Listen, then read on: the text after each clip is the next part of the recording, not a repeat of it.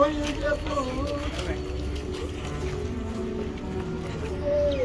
I'm going inside.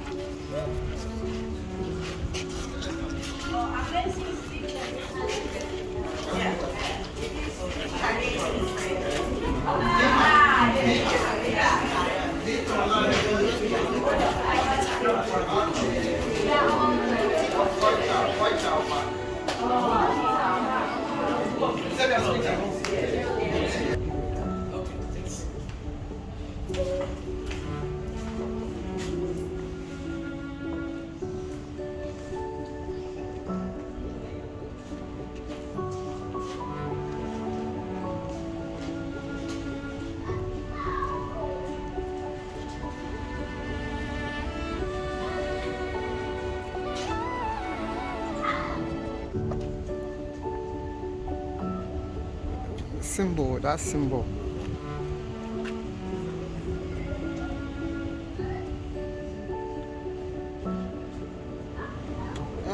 We're Britain for the Britain. Crown or top no.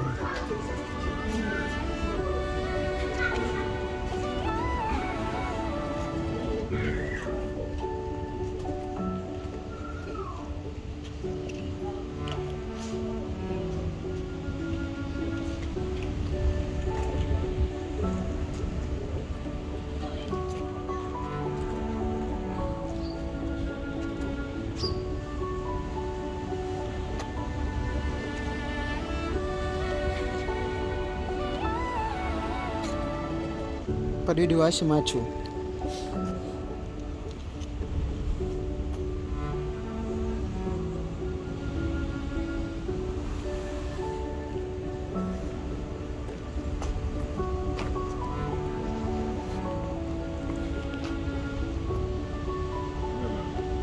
Which one pick?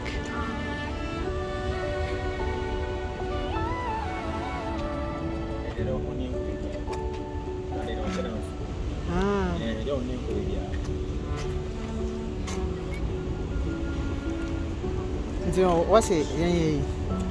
You take pictures for 10 minutes. After that,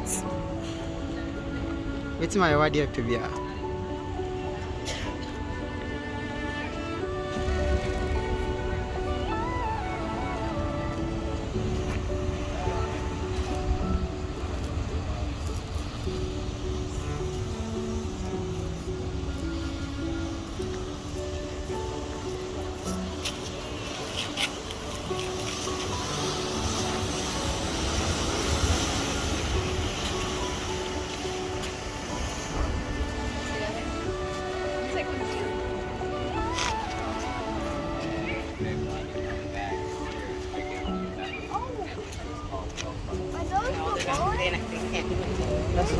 They are the cannonballs.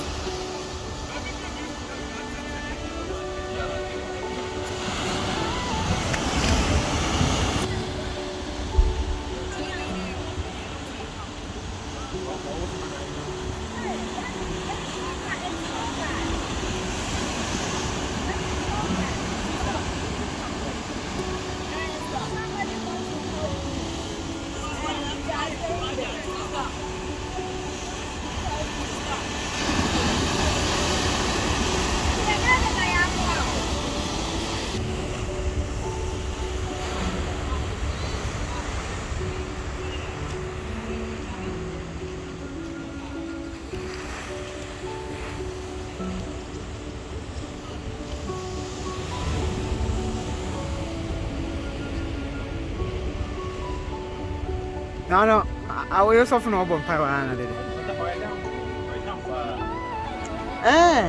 It's in find a Granada Qualimina. Let him Qualimina. Oh, minimum. And let me kind. Let me kind.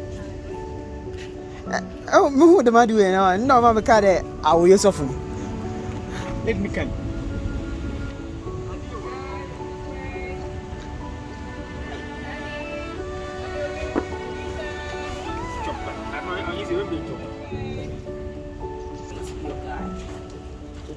Is going to be on tour about an hour.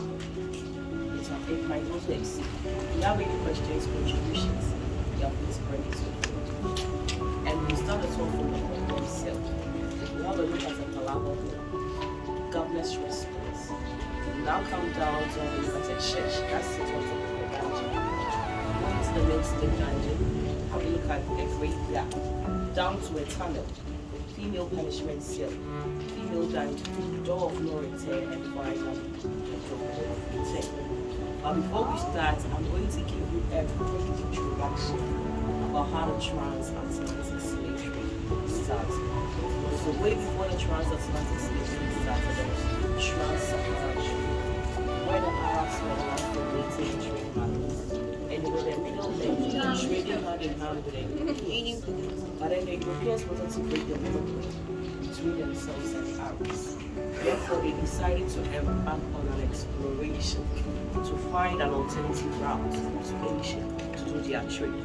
Now, this exploration had about 2 motives. The very first motive was a religious motive. Before the arrival of the Europeans, Africans had no little knowledge about Christianity. We never knew there was a book called Bible.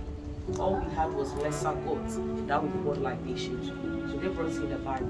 The other motive was the trade of our natural resources, gold, ivory, among others. Now on the exploration they embarked on, it landed them on the shores of West Africa. When they arrived in present-day Ghana, they realized we had so much gold. Therefore naming as Gold Coast. When they also arrived in present-day Ivory Coast, they also realized they had so much ivory, naming them Ivory Coast.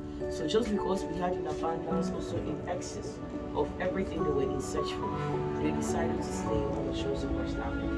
Now during their stay, they built about 60 forts and castles in West Africa, and Ghana had 40 of these forts and castles because of the coast. Among the 40 in Ghana, there were just 3 castles dotted along the coastal areas of Ghana. The rest were all forts. The very first castle they built is the St. George's Castle, so they call it the Elmina Castle, which was built by Portuguese in 1482. The second castle is the Christian Castle in Accra, or the Osu Castle, built by the Danes in the year 1660.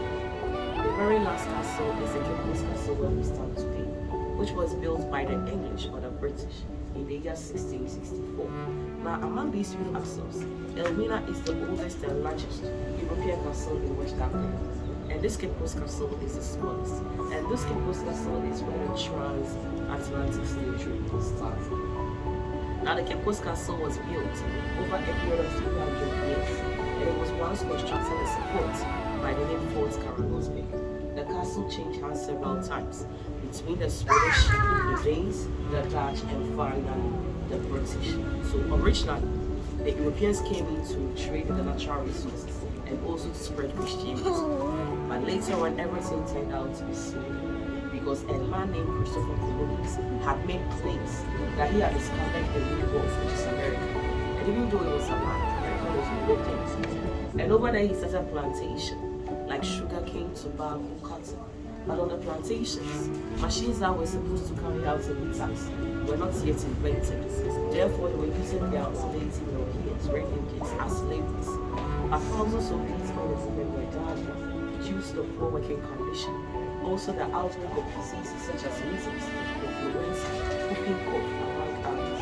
So, a Roman Catholic priest by the name Bartolomeo de las Casas, he made a suggestion to the Europeans that they should come in for African men and women, because it was perceived to them that they were strong, hard-working, also needed agriculture. So this is how the transatlantic slave trade started. They needed Africans, their services on their plantations. Now when they arrived, they decided to persuade our chiefs and elders. They sell it to them as prisoners of war. We had prisoners of war because before the introduction of slavery in these dungeons, there was slavery already happening, which is the indigenous slavery. When we didn't have Ghana, Ivory Coast, Togo, Benin, we only had kingdoms. And these kingdoms were using bows and arrows to fight against each other over boundaries to expand their territory. So if my kingdom goes to fight yours, and I knew the way, I take in your land and I put you as my slave.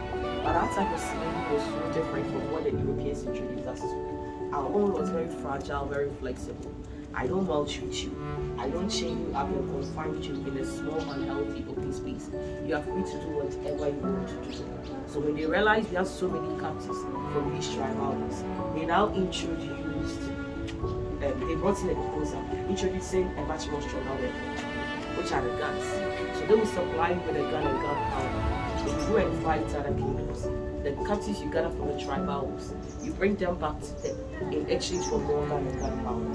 So at a point in time, they gave them the opportunity, our chiefs and elders, they assented to the proposals, giving them the opportunity to capture us in so many ways and in so many forms. For others, their homes were being set on fire. Whilst they ran out for their lives, they captured them. Whilst others were being lied to and they were taking them on board. By the time you realize you are in chains and in shackles, being kept in these dungeons.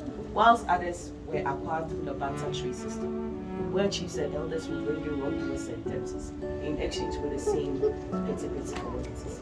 Now, once they capture all these African men across West African countries, wherever they captured you from, you would have to walk barefooted in chains and in shackles to present day Ghana. Today, if they ask us to walk from Accra to the coast, personally, I will survive the journey. But these enslaved Africans could walk as far as Nigeria, Benin, down to present day Ghana.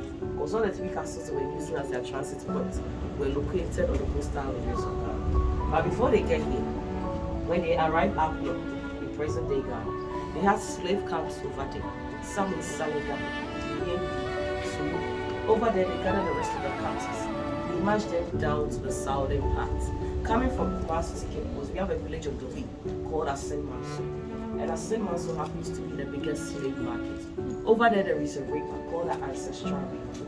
In that river, the enslaved Africans are given the opportunity to have their last bath. Once you take your bath inside that river and you arrive here in the castle, even if you're going to stay here for about 1 year, you don't get to shower again. Over there, they give them food to eat to regain their strength. They shave them of their hair, their beard, smear them with shea butter. The shea butter will heal every wound of their body. They will also make them look young, shiny, and attractive for purchase. Once all of this is done at a Saint Manso, they march them down to this castle. But on this journey from the West African countries to the castle, thousands of these young women died due to inadequate drinking water. Others fell into trap, whilst others were attacked by wild animals. The fortunate ones, when they get here, before they take them down into their respective dungeons, they send them up to a place here known as the Palama or the auction hall, where there are doctors and nurses present. They are going to examine and check their pulse. They will separate weaker captives from stronger captives. So the weaker captives are domestic captives. They will be kept in the same dungeon, doing all the domestic chores inside the castle, like building of the castle, cooking of the food. Stronger captives are commercial, the ones that will be taken through the barter trade system, where they are going to auction the put prices using their strength. And some of these commodities they were trading these enslaved Africans in return for were gun and gunpowder, liquor, fabric, biscuits, toffees, mirror, ceramic wares, metallic ornaments, leather wares. So petty commodities we've never seen existed before. Once the transaction up at the Palama is successful, they march them down to this courtyard where there is branding. And this branding is done with a branded iron made of metal. It has every company present to purchase a captive, its company's name or initial on this metal iron. So we have companies like Manchester Group of Companies, Liverpool. So either the M or the L will be on this metallic iron. They will put it into fire over here. Once the metal iron is hot and red, they take it right from the fire, stamp it to your bare skin, either your chest, your arm, at the back of the chest, and they brand them for identification purposes. For other companies, they prefer cutting parts of their captives' ear, and they brand them just to identify them. Right after the branding, the the male captives are being marched down into their respective dungeons, whilst the females are taken down just about 70 meters away from the side. So this is just a quick introduction before we start the tour. So we are going to start from the condemned cell. So please let's go this way.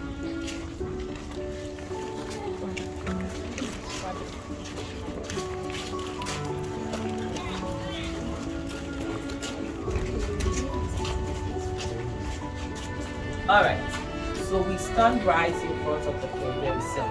Now coming in and out of the castle, this right here is an original door, a little over 200 years, made of pitch pine timber. And they had 3 of these doors at the entrance. The very first one in the middle, and the very last one. Inside the cell is where they kept the rebellious captives. We call them the freedom fighters. Those that will always voice out and fight the Europeans for freedom. But before they bring them in here, they march them right from the dungeon back into the courtyard, still barefooted in chains and in shackles. They beat them till they are weak and they leave them in here to die. Inside here, there is no open space for ventilation or sunlight, no food and no drinking water. You would have to starve, suffocate and die. And they lock all these 3 gates, so no man fought for freedom. Came in alive, came out alive. Once you come in alive, you come out dead. So assuming they keep about 30 men in there, a soldier checks up on them. When he comes and 10 are dead, 20 are still alive. 20 alive sit with 10 dead bodies, they smell all the bad odor. When he comes again, 29 are dead, 1 is still alive. The 1 alive sits with 29 dead bodies. So in here until the last one dies, no dead body is being taken out from the cell. Finally, no lights, nothing. So finally, every man in here is dead. When every man in here is dead, they bring the dead bodies back to the courtyard, line the dead bodies up, show the dead bodies to the rest of the captives as a sign of warning or caution to them that if you also dare to rebel or fight them for freedom, you'll be brought in here and you're going to lose your life. Right after all these dead bodies are being thrown into the sea. We are going right in here. Have a quick feel of what our ancestors felt when they were being brought here. Please, the entrances are very short. So the taller ones we would have to bend and go inside. Please, let's go.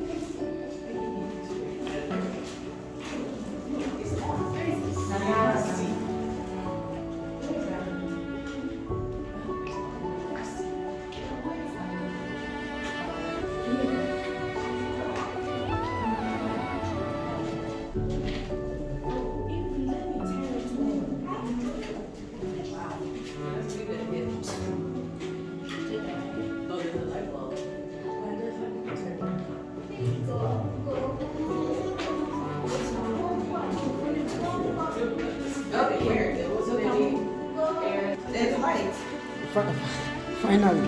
She was looking for the lights. Charlie, I didn't know. What's it? No light in here. Why are they? Yeah, now we did it. Alright, so we came in when the lights was off. So there was no lights in here. So this is how dark the cell looked like. At that time, there was no technology. We've not been in here for 5 minutes. I don't think we are even up to 50. Or if I feel in just one load. So imagine the second one load, the last one here. And this cell can hold like 180, 70, depending on the amount of people rebelling at that particular time. So once they bring you in, no food, no drinking water, no sunlight, no ventilation. You have one option, it's for you to die. So if they bring in 100, 99 dies, the one alive sits with 99 dead bodies. Until he also dies, no dead body is being moved out of the cell. And this used to be a storage room. Later they blocked it and used it as a condemned cell. For the men, the females also had a punishment cell. We'll get them, we explain further. Now what we have here are we brought to you by visitors that come to visit, mostly the African Americans, when they trace their roots down to the south. They bring in history to pay homage to those that stood their ground, fought for freedom, and achieved to the last family here and lose their lives. Do we have any questions? So, my question.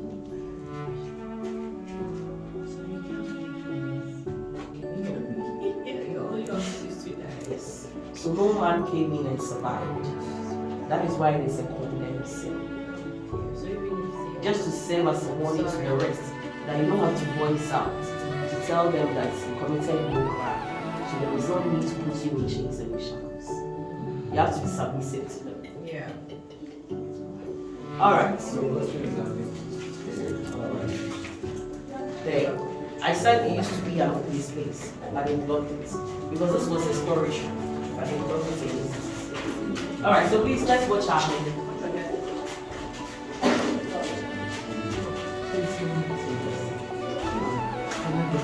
If you have to take that. Like, me, you picture.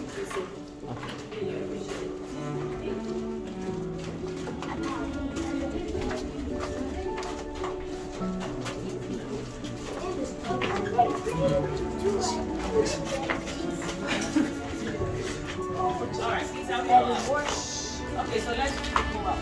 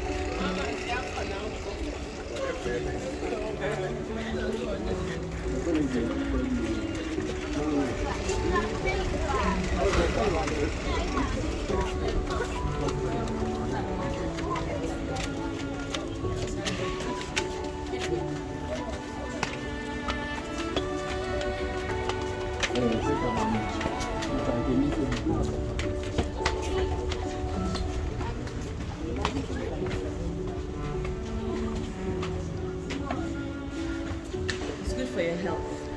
Think of it that way. It'll make you live longer.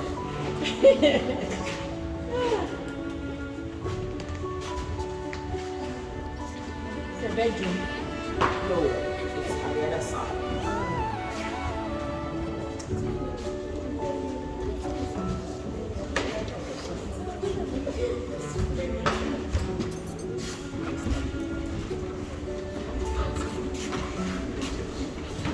Alright, so where we stand now is the Palava Hall or the auction hall. So I stand right from a St. Mansour when they arrive in the castle. This is where they march them up to. This is where the doctors and nurses are going to examine separate domestic captives from the commercial captives. And this is where the auction takes place, where they are going to put prices on top of each captive's head using their strength. And they will trade maybe this gentleman in exchange for one small mirror in this hall. So this was like a market inside the castle. Once the transaction is successful, that is when they march them down to the courtyard and there is right. Now everything in here has been changed for the maintenance of the castle. The only original thing is the black ceiling at the edges. So this is the auction. Please, do we have any questions? We are all good. Okay, let's go this way.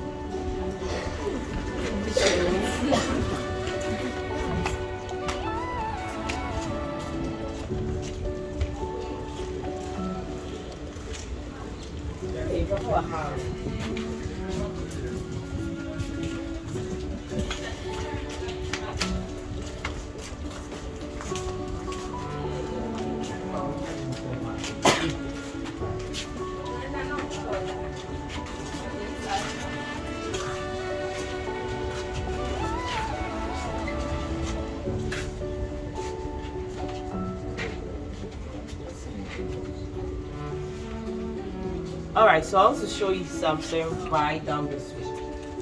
Now you see where the arts craft is being exhibited. The arts market. This whole yard used to be a barracks for the white soldiers. The soldiers were not many. They were about 120. And inside the shops were their dormitories. The middle part right over there, that was their canteen, where they would dine morning, afternoon, and evening. But after they abolished the transatlantic slave trade inside this castle, this whole place was now a prison. Once upon a time, Cape Coast was the capital of Ghana before it was moved to Accra in 1877. So during colonial time, the British, they still used this castle. Therefore, there was a courtroom over there. So once they bring in wrongdoers and debtors, they sentence you to go to prison. They keep you down here during colonial time. 1992, the prison was moved from here to Ankafu, now the Ankafu prison. But today, the whole place is an art market. Entry is free. After the tour, you can either go and buy or join the show. Any of this is allowed. And the middle part is a coffee shop, where you get coffee and you just start to do we have any questions? Alright, let's move this way.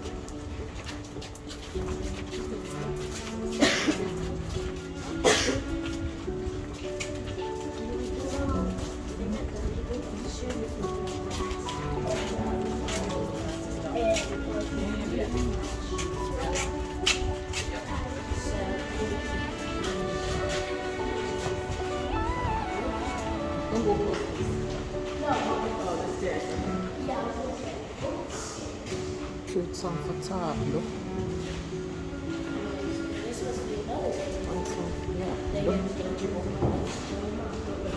Alright, so just a quick look in here.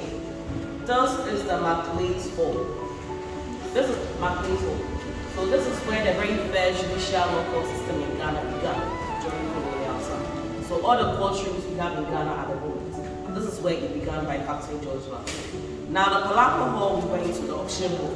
That is where they signed the bond of 1844. This bond is a peace treaty designed by the same Captain George Maclean. It was signed between Commander Hill and some 8 local chiefs at the Palapa. But this is where Maclean sat to design that bond. Maclean is a Scottish man appointed by the British, and he's the same man that commanded them to block a tunnel to abolish the transatlantic slave trade inside this Cape Coast castle. When we get inside the middle slave dungeon, I'll show you where the tunnel is. And once we are out, I'll show you part of the tunnel, how deep the tunnel is. So this was just a culture during colonial time. Everything here has also been changed for the maintenance of the castle. Please, do we have any questions? Sorry, what did you say the tunnel was? The tunnel that leads to the door of Florentine. So inside the dungeon, when the ships arrive, they are being forced to march through that tunnel, very deep 70 meters. So they will go through the tunnel, they will now go through a very short narrow open space called the door of Florentine. They will never return and be transported to the bigger ships. So it was just a tunnel they used to go out of the castle to the ships. So when we get there, we'll explain further. Do we have any other questions? Alright, so let's go up to the government's residence. Alright, so what we are going to work on first here. This side is an original floor made of marble tiles.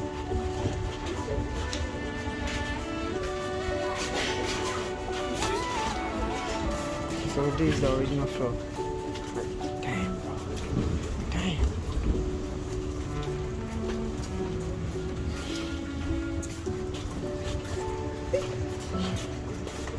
One song for Chad. One song for Yad.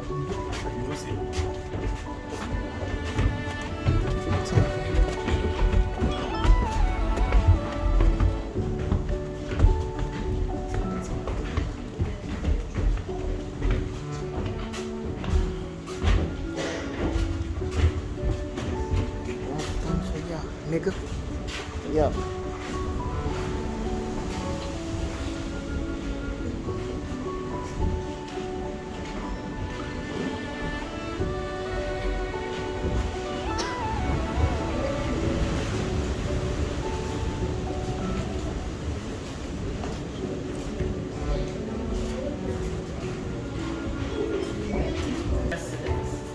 The Cape Coast Castle had so many governors coming in and out. And the Europeans were dying so quick because of malaria. So anytime a governor dies in here, they appoint a new Now comparing this place to the cell where we started our tour, you realize there is a very big difference. When we get into the male slave dungeon, there is a very big difference also. Now all these big windows, enough ventilation, enough sunlight, one man enjoying it up here in the garden. The Europeans were not bringing in their family because of the same malaria. That is why they will leave their wives and kids behind. The men will come in here to do their trade. Anytime they felt the urge to begin speaking with a woman, they go down into the female dungeon, pick a woman of their choice, bring them up into their chambers and rape them against their will. After the rape, when pleasures has been satisfied, they send these women back into the dungeon to go and continue waiting for ships to arrive. So Captain George McLean once was an administrator, therefore he lived up here. This is just a hall. In there is the bedroom. And he had his wife, Letitia Elizabeth Landry, coming in to visit. 2 months upon her arrival, she was found dead in this bedroom with a bottle of poison sitting right beside her. Now the school of thought has about 3 rooms surrounding her death. But we are not going to talk about the rumors now. She's been buried at a cemetery. So when we get to her grave, I'll tell you everything there is to know about Letitia's death. But until then, let's get into the bedroom.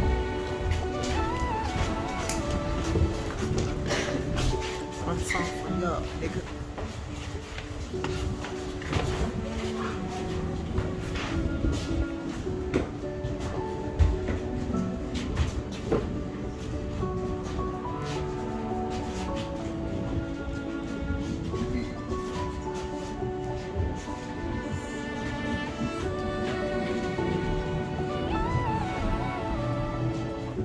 Alright, so this is the governor's bedroom.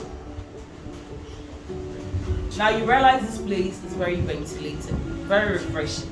When we get into the dungeon, even in the cell, we're all rushing to get out. So just imagine, innocent Africans that committed no crime. This is their own land, yet they were kept in chains and shackles. And all this luxurious life up here, the Europeans, they're the ones enjoying it. And I said they came in with the motive of spreading Christianity.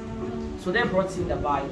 They said what we were worshipping were now called lesser gods. Locally we call them abosu. So ironically, when you go to all these 3 dungeons or 3 castles I made mention, there are churches over there. And each church sits comfortably on top of the dungeon. When you go to Elmina Castle, the Roman Catholic Church is on top of a female dungeon. When you go to Christian Book, the one in Accra, Presbyterian Church is on top of a dungeon. Inside the Cape Coast Castle, where the transatlantic slave trade started, there were 2 churches.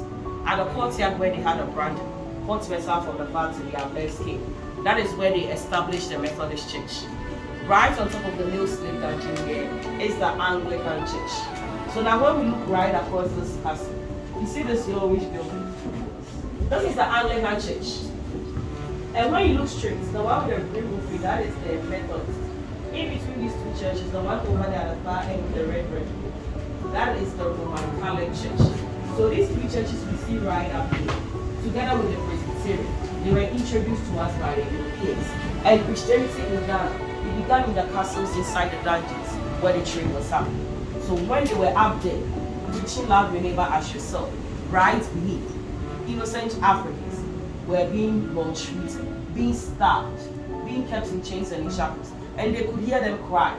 The enslaved captives could hear them preach all the 10 commandments. And the church was an all-white congregation. And I always say that if only these walls they could speak, they could tell us those things. Because they soaked in every little pain that was inflicted on these innocent Africans. But today, unfortunately for us, they cannot speak. They can only stare at us, and they can only stare back. Now, I said they built forts and castles. So when you look up on the hill, you see the white building over there? That is a fort, Fort William. Very up on the hill. And this fort, all the 3 castles have a fort. And the fort protects the castle from attackers. Cape Coast Castle has 2 forts, William and Victoria. We can't see Victoria from this side. I said this is where the trade started. When you go to Elmina and Christian, the dungeons they have over there is different from what we have here. What they have are storage rooms. Later when they realized the human slavery in here was ending their money, they converted their storage rooms into dungeons. But the dungeon I'll take you in here is something they start to design to build purposely for the transatlantic slave trade.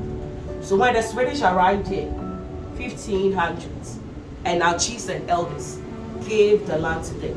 Mind you, it wasn't only the Europeans. Our own people were strongly involved. They gave them the land. They were middlemen for them. They would go and capture our people, bring them in exchange for more of these commodities. Out of fear, selfishness, greediness, we were also involved. Therefore, when the Swedish were given this land, they built a fort like that over here, called Fort Karolsvik. 3 years on, the Danes arrived. They attacked the Swedish ship. They took over the fort. 2 years, Dutch also came, attacked the Danes, took over the fort. Now, Swedish, Danes, and Dutch, none of them stayed on this land for even a maximum of 5 years because they had no ammunition, no weapons. Now, you see these metallic things surrounding the castle. When we get downstairs, we get closer to them. Those are cannons. The balls are cannon balls. And they are ammunitions brought in by the British. Now, 1665, when the British were coming, they attacked the Dutch over here, they took over. But the British came in very prepared. They knew what they were in for because they knew we had so much gold on our land. So they came very prepared. The first thing they did was to do reconstruction, expand the whole Fort Karolsvik here into a very big castle we see here today. So everything in here today is British land. But it was the same enslaved Africans that built this beautiful architecture with a very sad history behind it. The domestic captives, the weaker ones. This building has no cement in it. They used oyster shells, lime powder, bricks. So the weaker captives will be brought out. They will grind these shells, mix it out and build it, whilst the Europeans would just command them to keep working. So when they expanded, they built the forts. They brought in cannons. And these things, the longer ones can shoot 1,000 meters away from the sun, while the shorter ones will shoot 500 meters away. And these are more or less like a bomb. So when you stand up there, you see the whole of Cape Coast and its surroundings. So every day, there are soldiers up there. When they realize there are attackers either on the ocean or surrounding sky, they would have to send signals to the soldiers in there. So in the morning, they will wave a flag. In the afternoon, because of the sun, they will use mirror as reflection. In the evening, because there were no technology, the soldiers up there will light up fire, sending the signal. Once they send the signal, they make good use of these cannons. They will now put in gunpowder, put cannonballs inside. There is a small hole. When we get closer, I'll show you. That is where they will light the fire. Once the cannonball hits up, it shoots right from the cannon straight into the attacking ships. Either the ship would explode, or it penetrates and leaves a hole. Seawater will enter and the ships begin to sink. That is the only reason that the British stayed on this land for so many years, and they were the last to leave this land. When they were here, Germans came, French came, Portuguese from Elmina Castle even wanted this place. But because they had ambitions waiting for them, anytime they came in to attack them, they also fought them back using their ambitions. And they stayed here from 1665 till 1963 years after we gained independence. So after they abolished the trade, they still wanted to stay because of the gold. Therefore, they introduced colonization. 1957, when we gained independence, they realized there was nothing left to gain, so they decided to leave us. That is why they stayed here for so many years, and they did the worst of it all. They took most of our natural resources and our human resources. So the forts and the cannons surrounding the castle, they are there to protect the castle from attackers. Please, do we have any questions? Where did the Danes come from? The Danes are from Denmark. Yes. Do we have any questions? Alright, so let's go this way.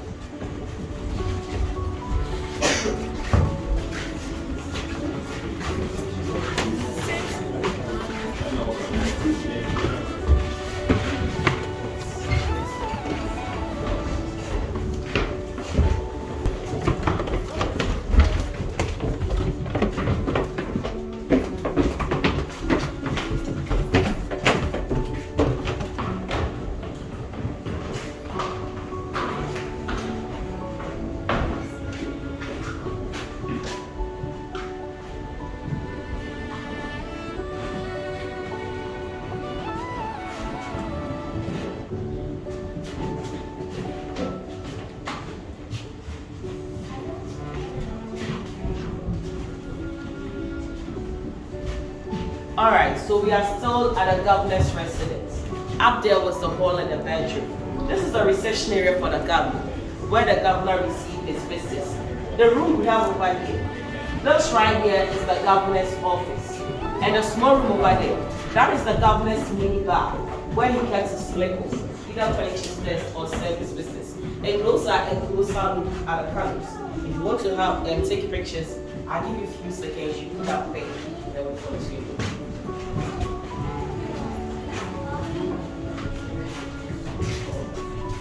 So please just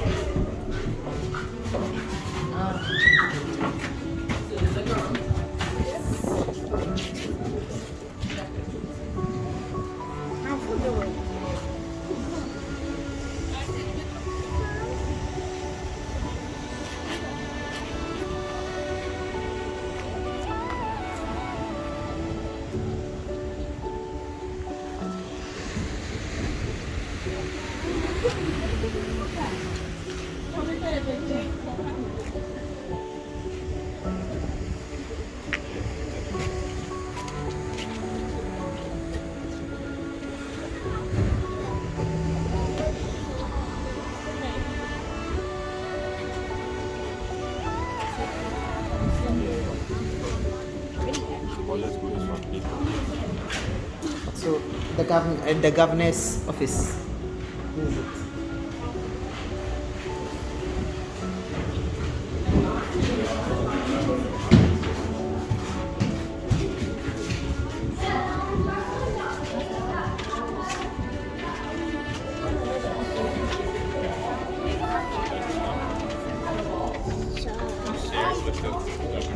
I almost got.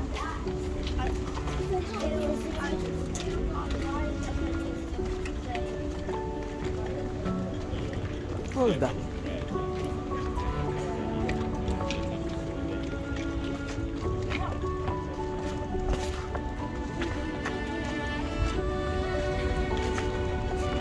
A whole lot.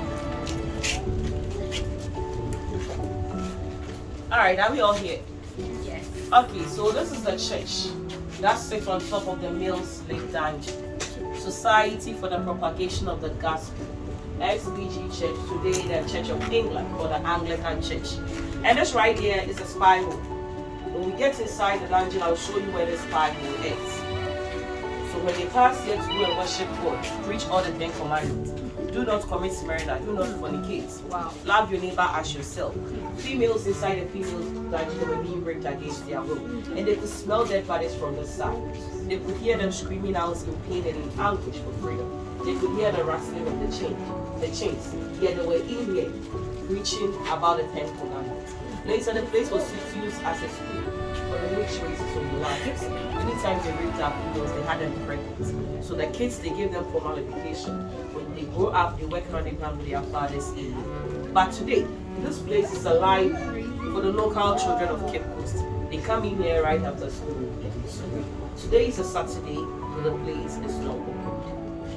Do we have any questions? This used to be the church. Yes, this is the church. But now it's alive. And the church is on top of the main slave dungeon. Do we have any other questions? Alright, so let's get down into the dungeon. We're almost done.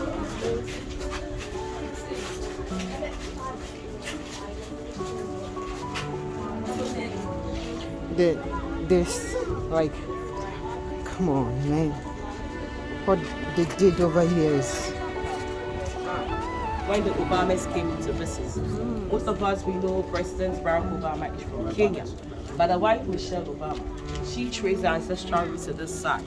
Therefore, she strongly believes that her ancestors were taking food and tonic into the new world. So when they came upon living, they left this right here to tell visitors that coming in and out of the castle that they've also been here before. There is also another plan.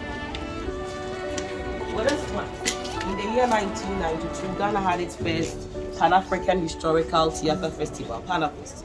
The National House of Chiefs unveiled this plaque to the custodians of this land as a form of saying sorry to us because their predecessors, the chiefs and elders, they were strongly involved in the history. This plaque carries a very deep message. Take a picture of it. Before we end the talk, I'm going to read a message in here, make references to what the message is telling us to do. And this right here is the magazine where they kept the ammunitions. Alright, so once we are done with the picture of the plant, we go in here. We have lights in there, but it's still a bit dark. If you have dark shades on, you take it off. The place is very slopey and very slippery. 4 steps and it drops. We take our time, we take our steps. Please let's get in.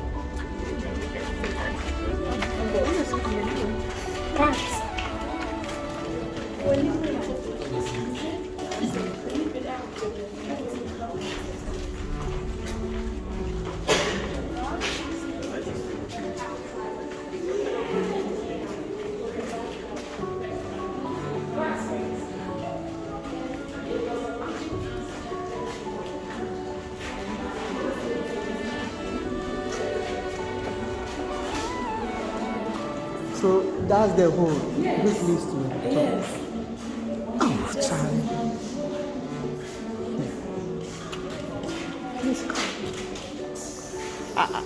As for me, I can't survive. Like, I can't survive.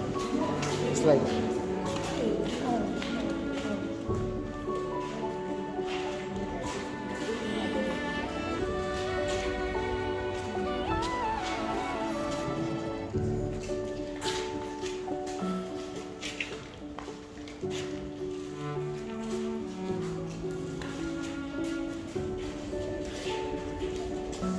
Please, some of us can stand there. Maybe we can spray.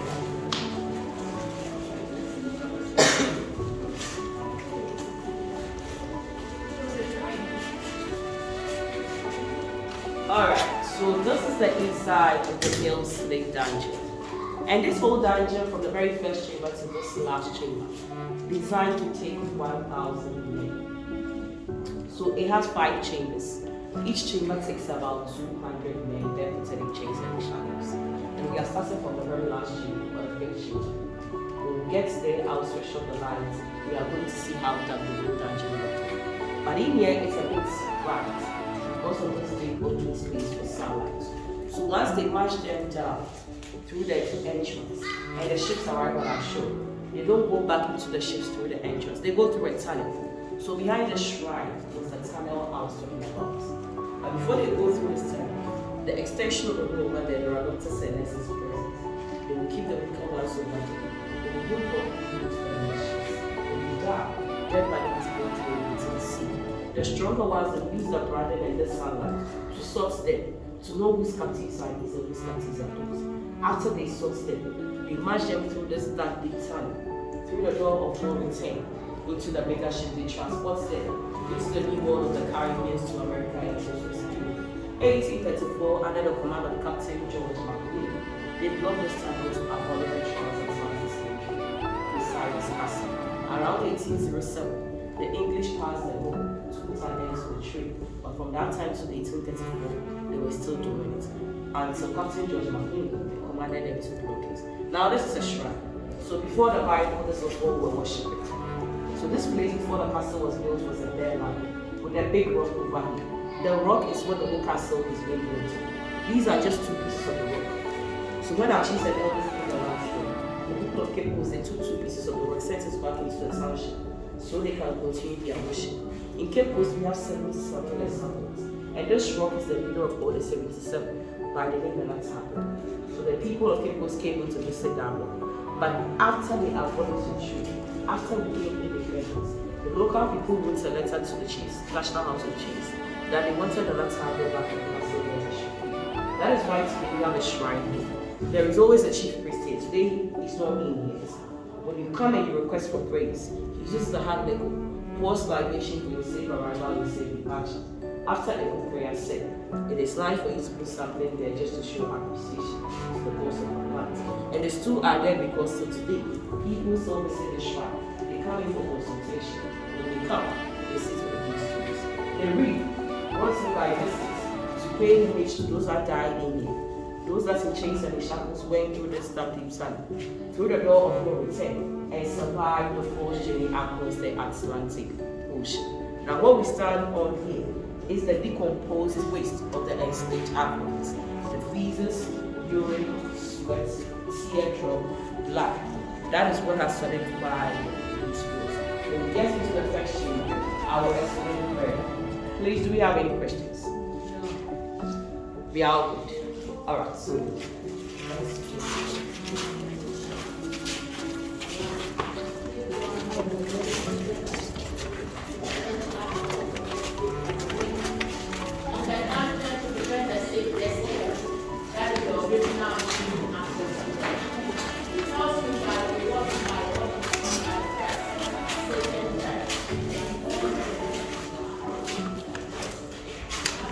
Alright, so this, we walk through the fourth chamber.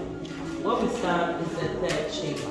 So right above is the church, Society for the Propagation of the Gospel. Today the Anglican Church. And I showed you a spy hole. So those right up there is where the spy hole ends.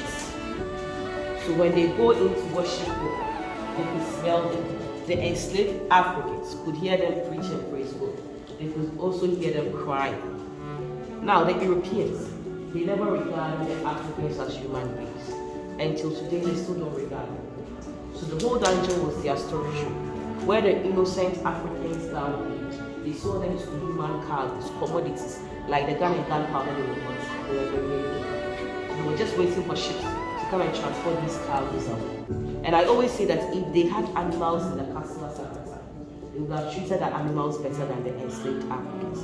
So Christianity in Ghana, as I said, it began in the castles where the trade was happening. And they wanted to always remind them as everyone said, you are inferior to them, they are superior. Even on your own land, you mean nothing until to them. So what we stand on here, again, is still the decomposed roots of the enslaved Africans. Now what we see up here, this is the only source of light and ventilation. So in this small chamber, about 200 men, and this is their source of light and ventilation inside the castle. In total darkness for a maximum of 3 good months. Whenever the ships arrive and they are being asked to step out and expose to sunlight, most of these enslaved Africans, they become partially blind. So do we have any questions? Alright. Please, are you joining it? So join the one.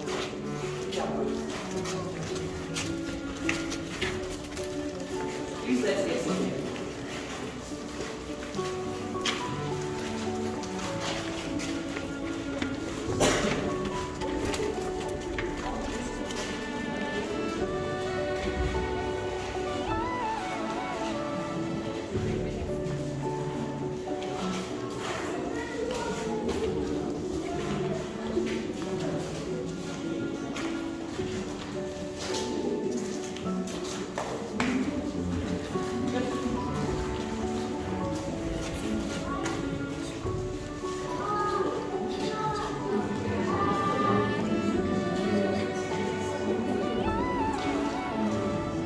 Alright, so this is how that whole dungeon looked for 1,000 men.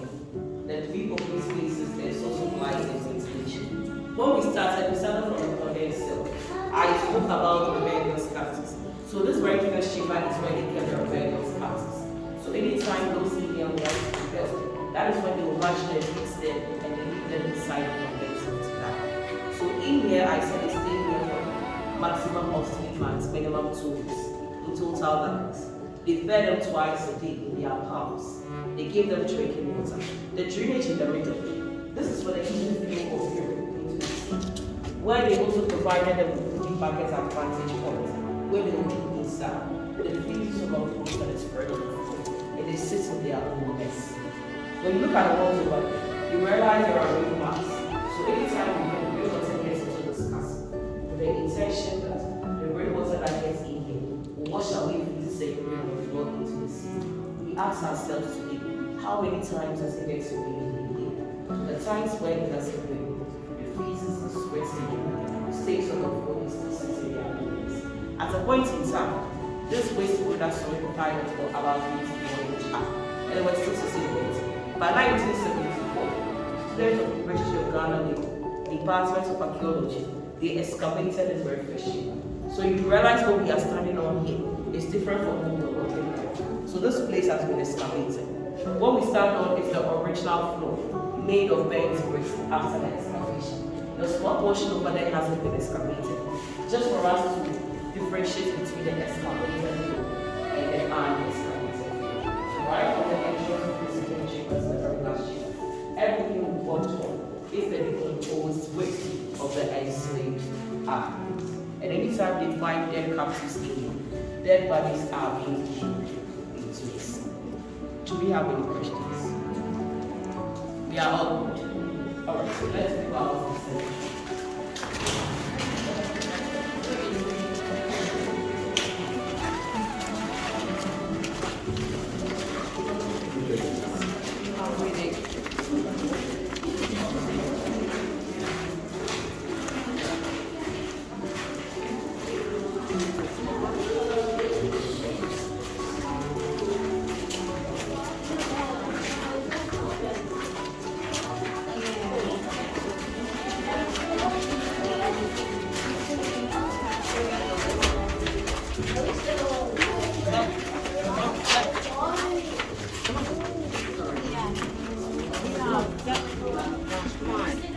Come out.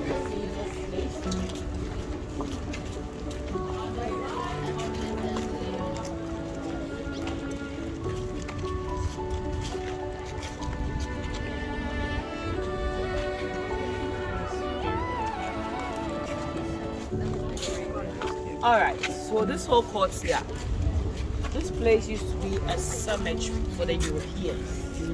Now I said anytime the enslaved Africans die, dead bodies are being thrown into the sea. But when the Europeans died, this is where they buried them.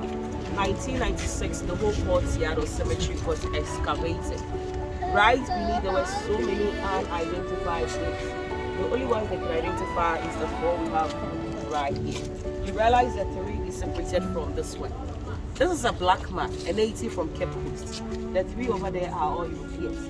The only black man that got buried here. He was born 1741. Originally, his name is Kweku. Every male child born in Ghana on Wednesday is called Kweku. But the Europeans couldn't pronounce the name Kweku. They corrupted the name to Kwaku. Now, he wasn't a slave. His father was a middleman trading with the Europeans. Therefore, gained himself scholarship to go to Oxford University to be trained as a teacher, also a clergyman. But he didn't quit low. He went with two other coastal boys, William and Thomas. Upon arrival, these two boys died. He was the only survivor. At the age of 24 years old, he was ordained as an Anglican priest, making him the first black man to be ordained as a priest. When he got ordained, they gave him the Christian name Philip. Now his name became Philip Kwaku. He returned back into the castle, served the castle for almost 50 years. So at a point in time, Philip Kwaku was preaching to an all-white congregation. Right beneath his fellow black men were being kept in chains and shackles. Personally, I don't blame him much because even today, you find yourself in the same situation. You do exactly what they ask you to do just for free. He decided to leave the castle back into the township. Because he had acquired formal education, he went to teach young and adults how to read and write. He's the reason we have education here in Ghana. So the first school they built in Ghana was named after him, Philip Kwaku's Boys School. This school is still in existence, not far from the castle, just a walking distance. He died on the 17th of October, 1816, at the age of 75 years old. The Europeans decided to bury him here because he helped them promote the Western churches and the Western education. Do we have any questions? All right, let's go to the ceremony. Until we get up. Almost done.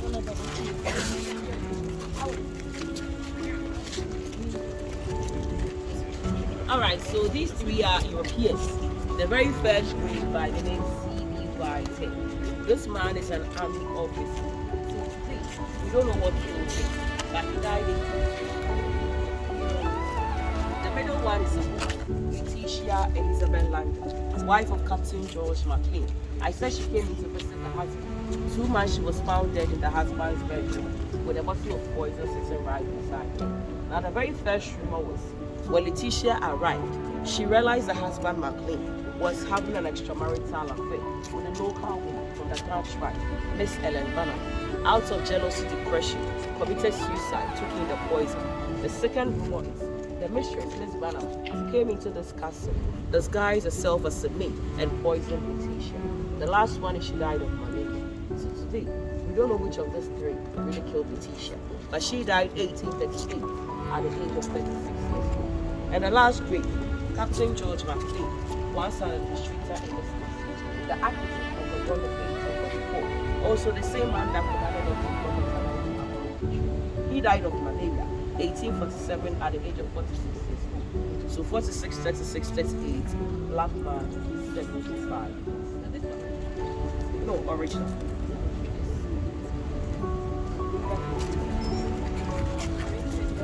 Oh, Charlie, Kweku, Mewu.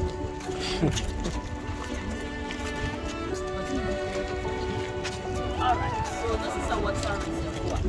This is where they store water. And they have 4 inside this castle. 2 here, 2 up there. Right beneath is the passage of the tunnel. Now this was connected to the roofs of the castle, where they harvest the rainwater. This is where they will get water to cook their food and drinking water. I said that St. Mansell is where they had their last bath. But anytime they want to rape our feelings, they pick you from the dungeon, fetch the same water, wash you up, take you up, they rape you and take you back. But today, it is connected through pipes to Bremso to collect pipe-borne water. Anytime there is shortage of water in the castle, this is where we get water from. 18 feet deep, 8 wide. It takes about 20,000 gallons of water to fill this well up. Please, are we good? Alright, let's move down to the tunnel.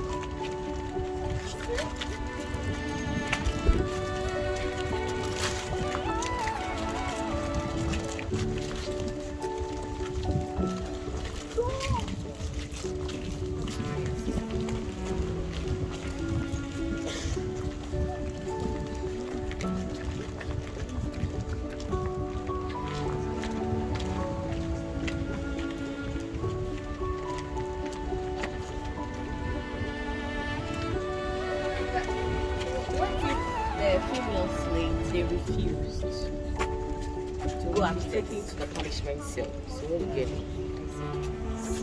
So this is just one part of the tunnel. The black gate over there is also another part. So this side there are no staircase. Nobody goes in, nobody comes out. This side is like a watch post for the soldiers, where they will stand and command the enslaved Africans to move fast. So the tunnel starts right behind the shrine, where they are being marched through down to the door of no return. Please, the place is quite steep.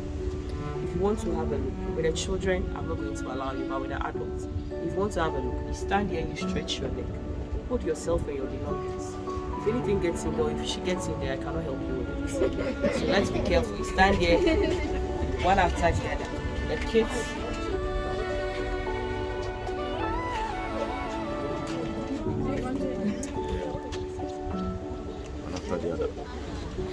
Charlie.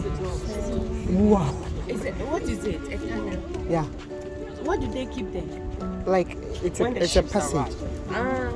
So the men are being moved through a tunnel. They walk through this tunnel to the door of no return. Oh, okay. So they start right behind the shrine. So we can't see it. No, my phone can phone. This is just a tunnel to the door of no return.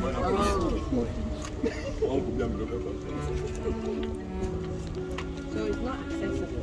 No, it's been blocked. Wow. That is why I said if I anything want to gets take a in look there, at this. Okay, I'll say see bye-bye bye to you. And then I don't put your hands in your mouth. Maybe my phone connected.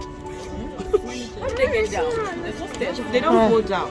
They move from the entrance of the tunnel. My friend, And when I said the gate stay where you behind are. the shrine, so they go straight down.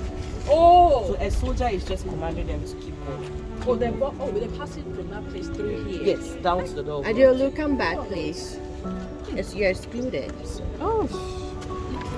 Please, are we all good? Yeah. Okay, so let's proceed. Don't be afraid. What? No. Sure.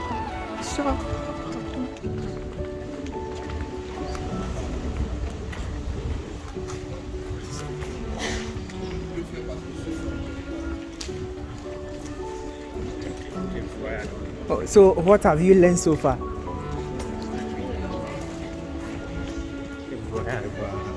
Careful the wire.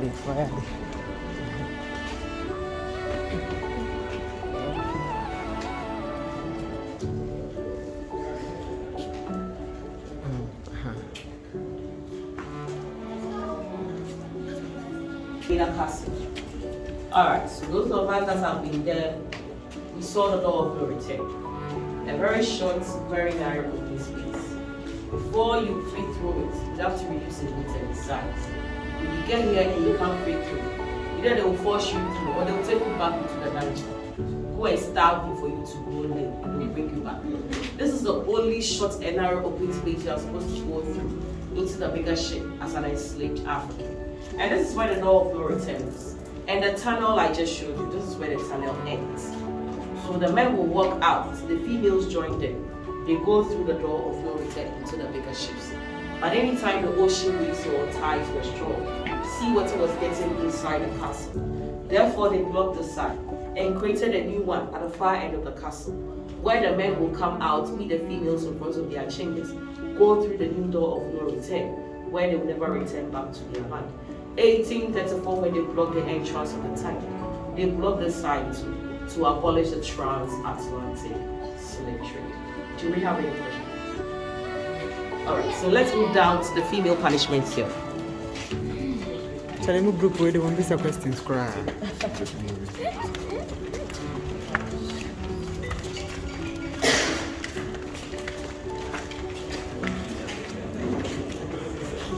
Alright, so we started from the male condemned cell.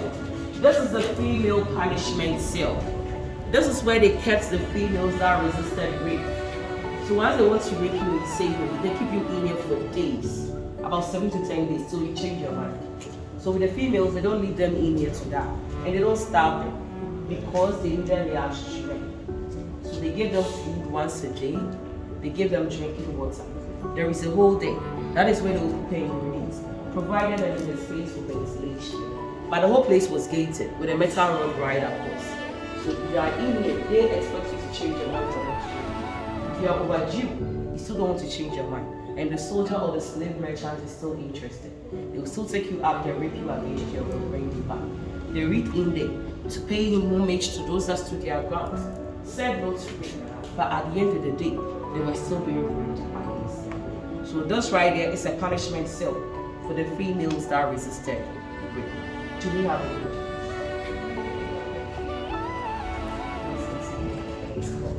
Alright, so let's get into the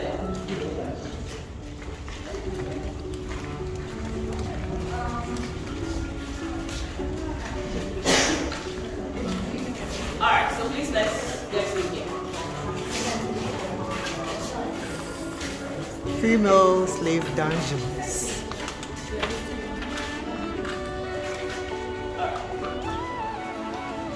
Because I find the comfortability, man. And they find they are bro.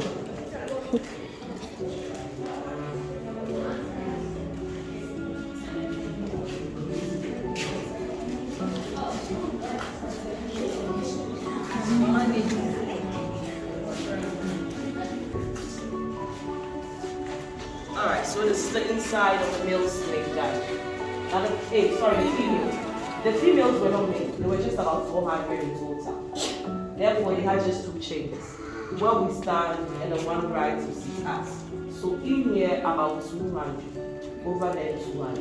And they enslaved African children. The children were in here with the females with chains and shackles.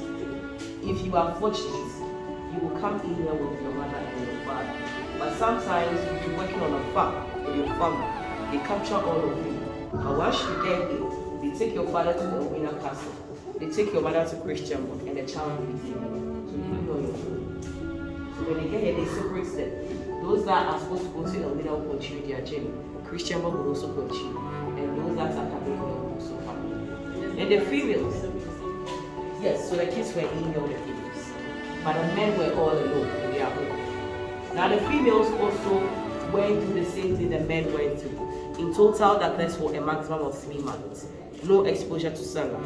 3 open spaces, source of light and ventilation. They also fed them in their palms twice a day and drinking water. Provided them with the same wooden buckets where they cooked inside. The only difference between the females and the males is that we read the ladies at every month we menstruate. So if you are in here for more than a month, all your menstrual fluid, do it on yourself, sits in your blood and smell your blood. So the menstrual blood mixes up with the feces, the urine, the sweat, the vomit, and you still sit in your womb. There's no shouting. The only time some of them get the opportunity to shout is when they want to rape you. After the rape, when they bring you back and they realize you are pregnant, whoever impregnated you, it could be that a slave merchant will come. will take you today, tomorrow he will take this day, the next day. So when all of you end up getting pregnant, he might deny all of you. But one person will come in and every day he will just choose just one person. So if the soldier confirms that he is responsible for your pregnancy, aside the castle, they had a place in the township where they will take you out from this land, they will take you over there. Go and take very good care of you because you are carrying their child. Once you give birth, they give you like 4 months to breastfeed your child. Right after they will take their child, they bring your mother's back. At that moment, the connection ends right there. You will never see the child again. The child will never see the mother again. So those children were the mixed races of mulattoes, the ones that were being taught formal education in the same church under Reverend Thomas Thompson. After colonization, most of these children left with their fathers. Others stayed behind. That is why today, when you go to the shores of Ghana, there are so many slave English names. They are all descendants of the mixed races the Europeans had with our local during their stay. So this was the situation for the females inside the dungeon. Do we have any questions? The children, do they have an age kind of? They were captured from 12 years to like 45 years. That was the average age. That is why when they get to a certain milestone, they would have to shave them over their hair, because if you're an older woman and you come in with your gray hair on, the Europeans or the slave merchants will be like, you are not strong enough, so they won't even buy you. So they shave it off and they smear them with a shea butter. That way you look very attractive for them to buy you. Any other questions? What's the purpose for this? This one was a railway. So during colonial time, they still use this place. So there was a railway where they were even being in commodities. That is why the law of no return has been changed into that big black gate over there. But the place was walled like this, with a short and narrow open space. Okay. Alright, so let's go out for door of no return.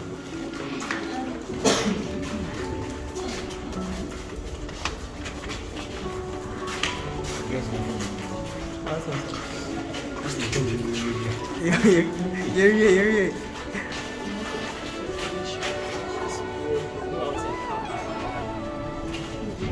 Alright, so this was the new door of no return. I said it was changed during colonial time.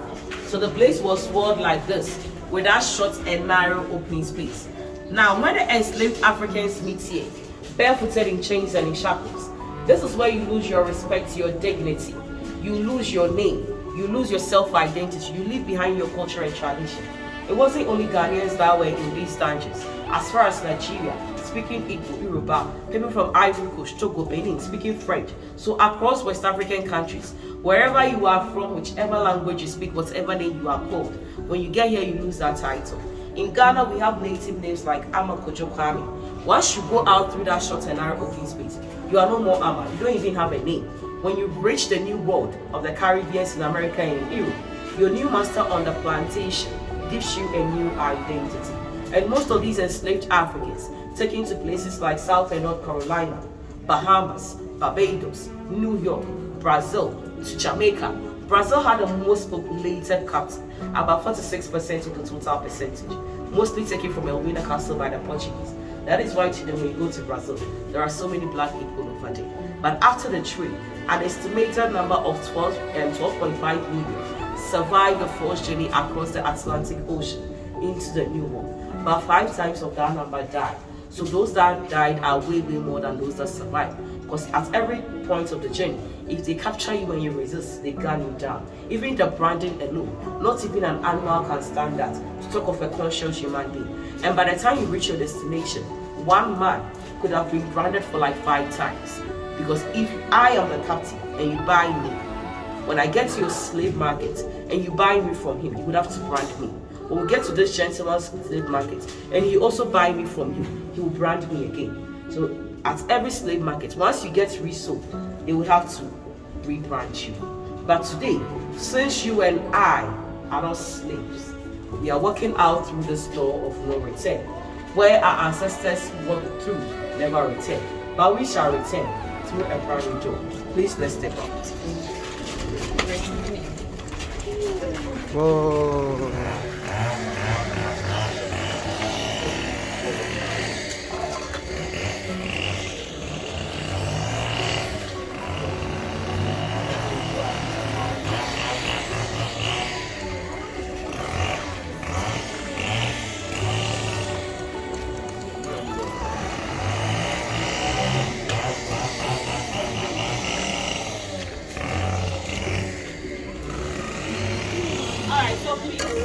Once the enslaved Africans come out through that short and narrow open space, most definitely the European masters would have to come down, make sure the transportation is successful. But they felt the short and narrow open space wasn't meant for them. So they would come down through the staircase called the Golden Staircase.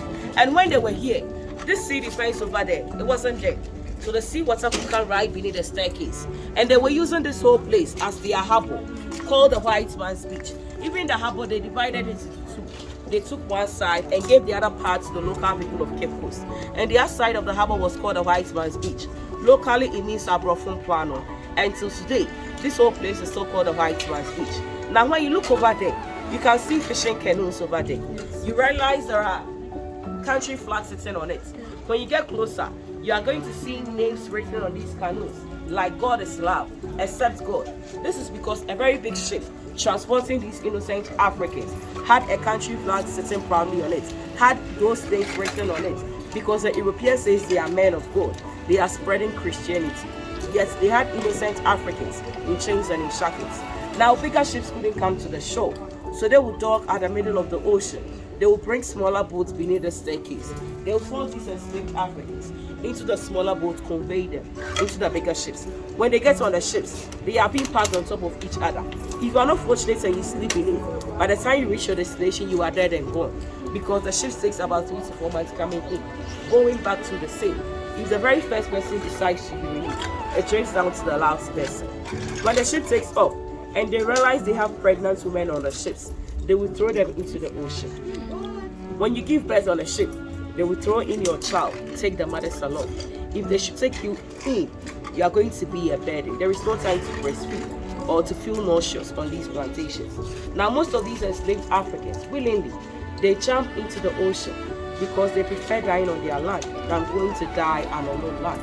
But in the year 1998, Ghana had its first Emancipation Day, where our sisters and brothers, the African Americans, they embarked on a pilgrimage to come back home. But when they came with 2 bones, 2 people that were dead and being buried.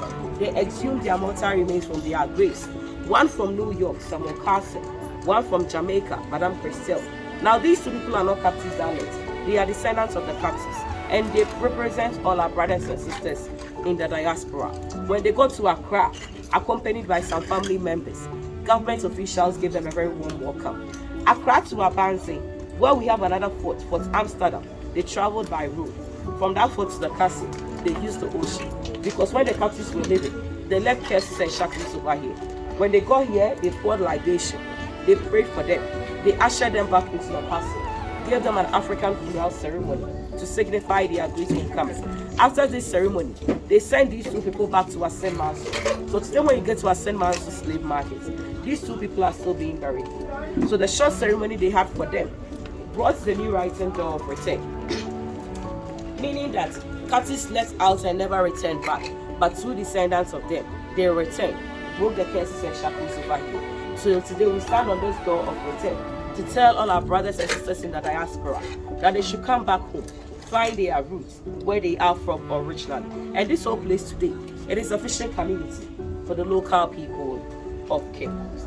Please, do we have any questions? All right, so what does this represent? This is where they mounted their flags, Okay. so that you know who has control over the castle. Okay. All right, so if there are no more questions, we return with our names and we conclude the talk, bring it to an end. So please, let's return.